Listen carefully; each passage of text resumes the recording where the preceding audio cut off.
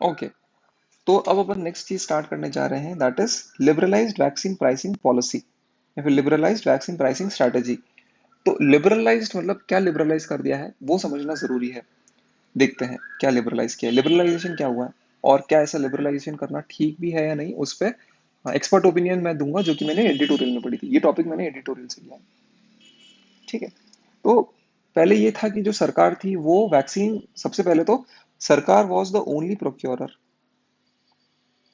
और जो वैक्सीन थी, और इस प्रोक्योरमेंट के कारण ये हो रहा था कि जो भी वैक्सीन हम ले रहे थे सेरम इंस्टीट्यूट से और भारत बायोटेक से, उस वैक्सीन की कॉस्ट जो पड़ रही थी नियरली वो 150 से लेके 170 रुपए तक मिल रही थी।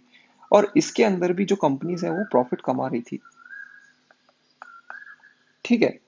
अभी लिबरलाइज प्राइसिंग पॉलिसी के अंदर गवर्नमेंट ने ये डिसाइड किया है कि जो सोल प्रोक्योरर होगी वो सेंट्रल गवर्नमेंट नहीं होगी। अब प्रोक्योरर होंगे, सेंटर भी होगा, स्टेट्स भी होंगी, और प्राइवेट हॉस्पिटल भी होंगे। ठीक है, तो ये तीनों आपस में compete करेंगे। और इन कंपटीशन के अंदर सबसे पहले सेंटर को 50% वैक्सीनेशन वैक्सीन का शेयर मिलेगा, और बाकी जो कंपटीशन होगा वो होगा स्टेट्स और प्राइवेट बॉडीज के बीच में। ठीक है। सबसे पहला लिबरलाइजेशन तो ये किया गया है कि अम, जो कॉम्पिटिटर्स थे एक वैक्सीन के लिए उनको बढ़ा दिया गया है। दूसरा जो, सॉरी ये वन नहीं होगा, ये होगा वन।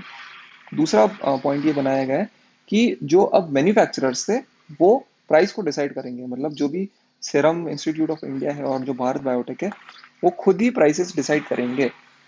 तो ऐसा था कि स्टेट्स के लिए ये बोल रहे थे सीरम इंस्टीट्यूट और भारत बायोटेक कि हम आपको 400 रुपये में देंगे स्टेट्स को, और प्राइवेट जो भी प्राइवेट हॉस्पिटल्स हैं उनको 600 रुपये में देंगे। तो ये तो मतलब काफी प्रॉब्लमेटिक हो जाएगा ना। एक तरफ तो ये हो रहा था कि अब 150 और 170 में दे रहे थे, और वहां पे भी ये लोग प्रॉफिट कमा रहे थे। तो 400 और 600 में देंगे तो बाप रे, हम लोगों को कितना, मतलब जनरल पब्लिक जो है, जो वल्नरेबल सेक्शन है, उनको कितना पड़ेगा। ये एक इशू हो गया। और तीसरा इशू ये है कि जो प्राइवेट हॉस्पिटल होंगे वो अपनी मनमानी प्राइस लगा सकता है। ये तो उससे भी बड़ी इशू हो गई कि मतलब कुछ प्राइस कंट्रोल है ही नहीं। वैक्सीनेशन जैसी इतनी इंपॉर्टेंट चीज, उसके ऊपर कोई प्राइस रेस्ट्रिक्शन ही नहीं है, तो फिर एक तो वैक्सीनेशन होगा कैसे, मतलब इट वोंट बी अफोर्डेबल ना। हम लोग शायद 400 रुपये अफोर्ड कर सकते हैं, एक बार तो हम भी सोचेंगे 400 या 600 रुपये, लेकिन कोई गरीब इंसान है कैसे वो अफोर्ड करेगा, जिसकी शायद हर 2 या 3 दिन की जो वेज है वो 400 रुपये के बराबर है, तो इस टाइम पे जबकि उसे कुछ वेजेस ही नहीं मिल रही। तो ये इशू है। ठीक है।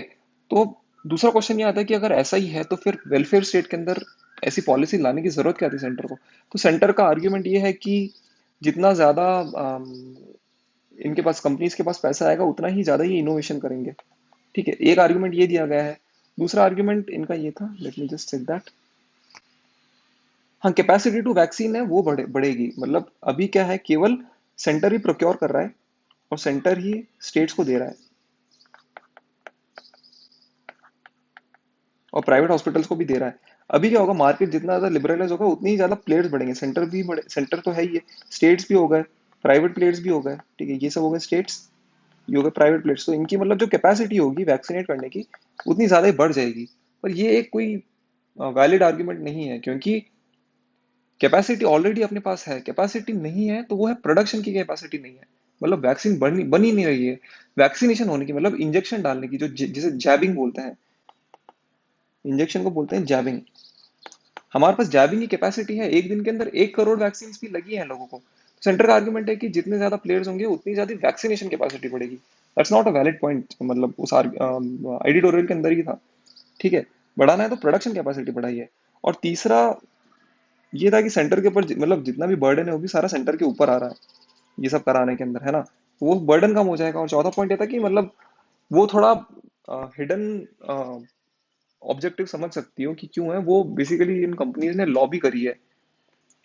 तो इंटरेस्ट ग्रुप था इन फार्मास्यूटिकल्स का, तो वो लॉबी करी है, तो उस वजह से इन्होंने ऐसा किया है। ठीक है। तो वे अहेड इस दौरान क्या होना चाहिए, वे अहेड यही होना चाहिए जहां तक मुझे ठीक लगता है, कि अभी वैक्सीनेशन फ्री में ही करनी चाहिए। क्योंकि मैंने एक लाइन पहले भी बोली थी, that it is an extraordinary time and extraordinary time need extraordinary measures. ये लाइन तुम लिख सकती हो, ये काफी चल रही है। ठीक है, मुझे भी ऐसा फील होता है कि अभी जरूरी है। और दूसरी चीज ये है कि फ्री वैक्सीनेशन की मतलब जो कॉस्टिंग आएगी versus if people are remain unvaccinated, तो उसकी और ज्यादा इकोनॉमिक कॉस्ट होगी। मतलब उतने ही जितने ज्यादा लोग वैक्सीनेटेड नहीं रहेंगे, उतने ही ज्यादा लॉकडाउन होंगे और उससे इकोनॉमी पे और ज्यादा इम्पैक्ट होगा as compare to providing free vaccine. तो it's time free vaccine are provided and this policy should be withdrawn. ठीक है, अगर कुछ करना है तो प्रोडक्शन बढ़ाना चाहिए और वैक्सीन की प्राइस जितनी हो सके उतनी कम करनी चाहिए, क्योंकि कंपनीज प्रॉफिट तो कमा ही रही है।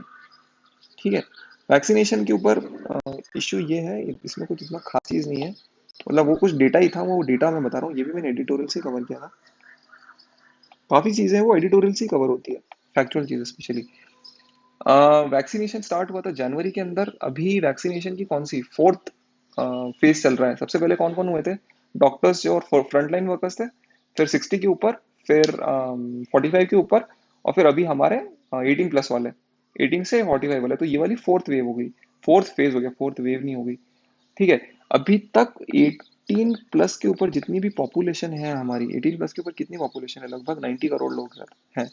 ठीक है, 18 प्लस पॉपुलेशन को केवल अभी तक 13.5% लोगों की को ही वैक्सीनेट किया गया है।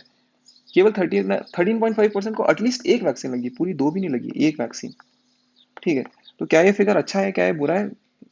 इसे किसी और दिन के लिए छोड़ देते हैं, क्योंकि अगर कंपेयर करेंगे दूसरे कंट्रीज के परसेंटेज के ऊपर तो फिर वो कोई कंपैरिजन ही नहीं होता, क्योंकि इंडिया की अगर 90 करोड़ देखते हैं, हम कंप्यूट करके देखते हैं ना, सॉरी चल नहीं रहा है मेरा कैलकुलेटर।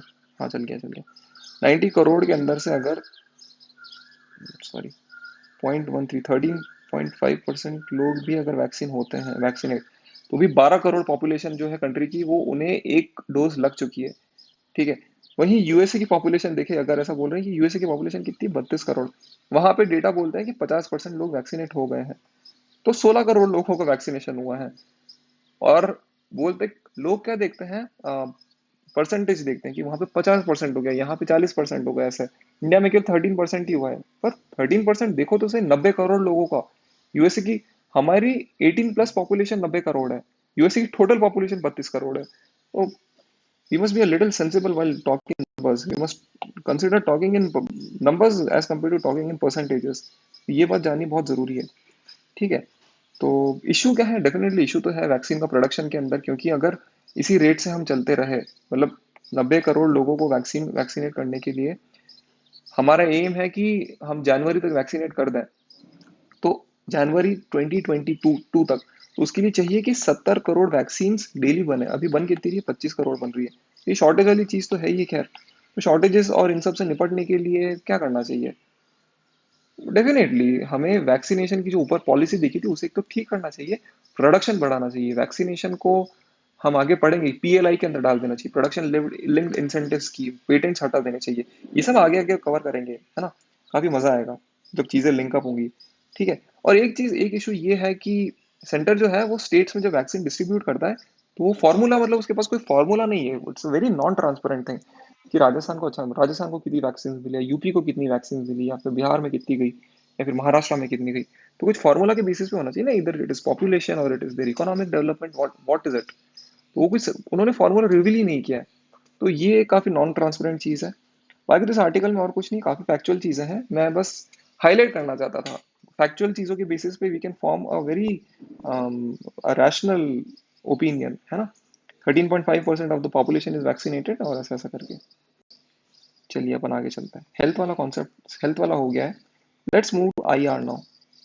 ठीक है, आईआर के अंदर क्या क्या टॉपिक्स है? इंडिया जापान है, इंडिया जापान रिलेशनशिप्स, वोरुक, Indo Britain summit, G7, post COVID foreign policy क्या होगी वो देखेंगे।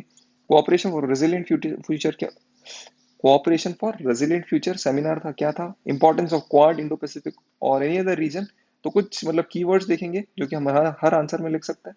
Role of Indian diaspora and USA, ये बहुत अच्छा टॉपिक है। ट्रिप्स देखेंगे और दहला डैम देखेंगे, तो ये क्यों न्यूज में था। Now let's move to IR. हमारा IR, internal secure, international relation में सिक्योरिटी मैंने एक में ही कवर किया। ठीक है, तो सबसे पहले आया दिस मिस इन्फॉर्मेशन वाली चीज। तो मिस इन्फॉर्मेशन बेसिकली वही फेक न्यूज हो जो होती है, उससे मिस इन्फॉर्मेशन भी बोला जाता है। तो अभी यूपी गवर्नमेंट ने क्या किया था, योगी गवर्नमेंट ने, कि है ना, वो लोगों के जो ये फेसबुक पे लोग अपने अपडेट्स डालते हैं उन पे वो रिस्ट्रिक्ट करने लग गया कि नहीं नहीं, आप वैक्सीनेशन से रिलेटेड या ऑक्सीजन की सप्लाई कम होगी ऐसे इससे रिलेटेड, है ना, गलत कुछ भी नहीं डाल सकते, फेसबुक पे आप डाल ही नहीं सकते, तो ये गलत चीज है ना यार, कि हमारी मर्जी होगी तो हम डालेंगे। मिस मतलब फेक न्यूज फैलाना वो गलत चीज है, लेकिन बिल्कुल ही स्टेट को, लोगों को रोक देना कि आप ऐसा मत कीजिए, वो तो एकदम सर्विलेंस वाला सिस्टम हो गया ना, तो वैसा कुछ करने की जरूरत नहीं है। ठीक है, तो सुप्रीम कोर्ट ने भी इस चीज पे रोक लगा दी। सुप्रीम कोर्ट ने बोला कि supreme court condemn the UP government. Okay, बस ये हो गया। अब हम कुछ इंडो जापान रिलेशनशिप के ऊपर बेसिक बेसिक पॉइंट देख लेते हैं। कुछ ज्यादा है नहीं इसमें इंपॉर्टेंट। इंपॉर्टेंट जो चीज है कि मैं आगे बताऊंगा। एक तो एसीएस है, अक्सा।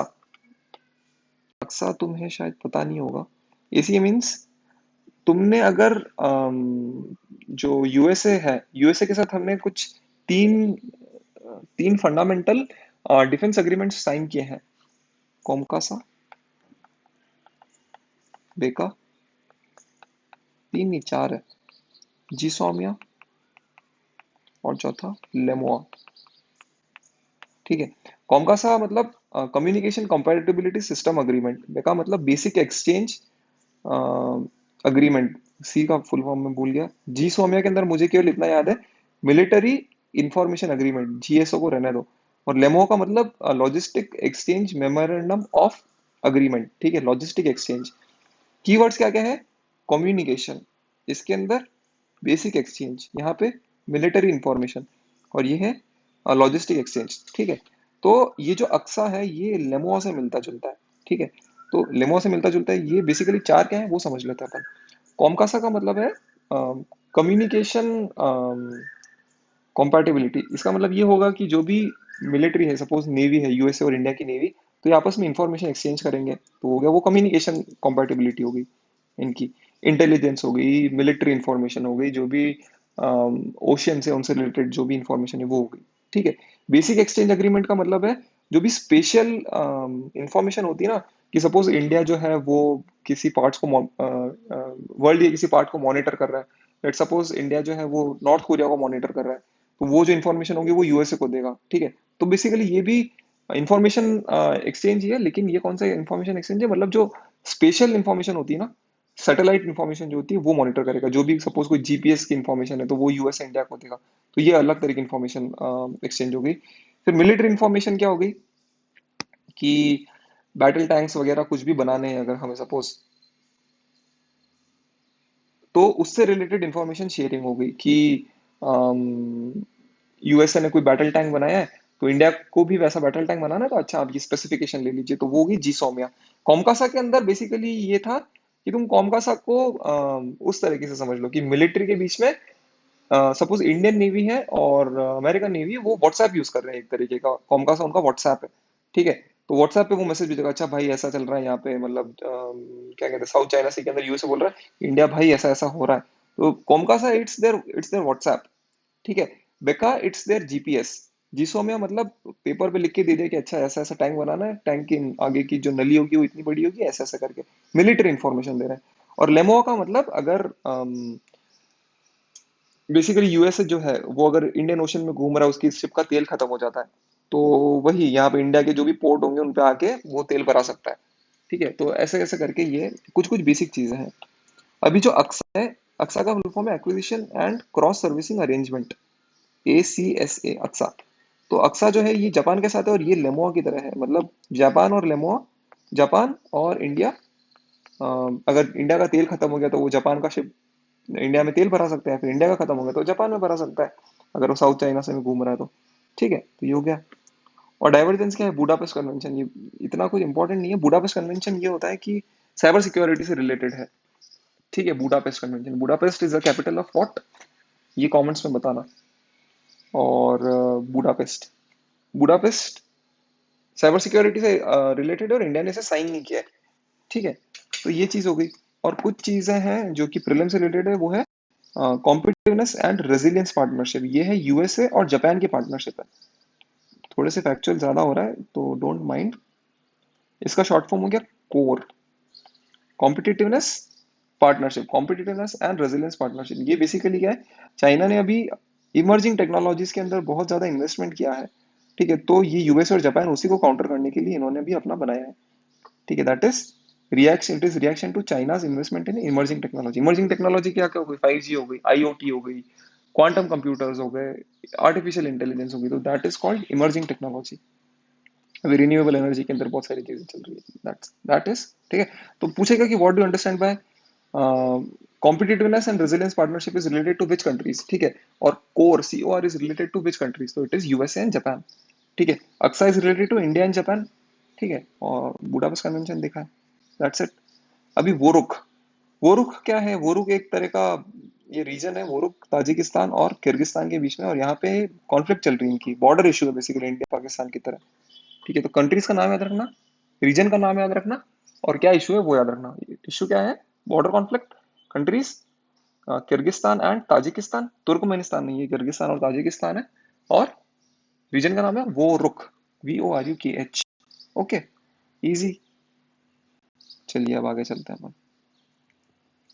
हाँ, अब आते हैं अपन इंडो ब्रिटेन रिलेशनशिप पे, ये अपन नेक्स्ट वीडियो में कवर करते हैं।